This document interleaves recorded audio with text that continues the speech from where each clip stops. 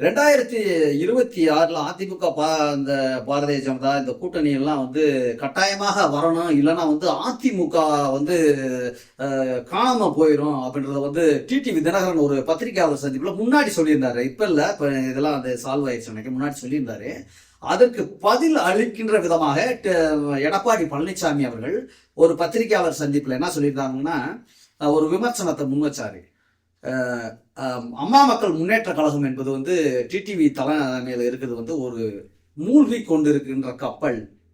அது அப்படியே மூழ்கி போய்விடும். அதில் இருக்க பயணம் செய்கிறவங்களாம் ஓவராலா வெளியே வந்துட்டு இருக்காங்க. அது அப்படியே காணாமல் போயிருன்ற மாதிரி ஒரு கடுமையான ஒரு விமர்சனத்தை முன்வைத்தார்.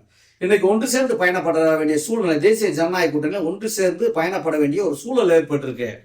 இப்ப அந்த அம்மா மக்கள் முன்னேற்ற கழகம் என்னும் டிடிவி தினகரன் என்ற அந்த கேப்டனும் அந்த கப்பலும் பழனிசாமி அவர்களுக்கு, திரு பழனிசாமி அவர்களுக்கு பயன்படுமா பயன்படாதா சார்?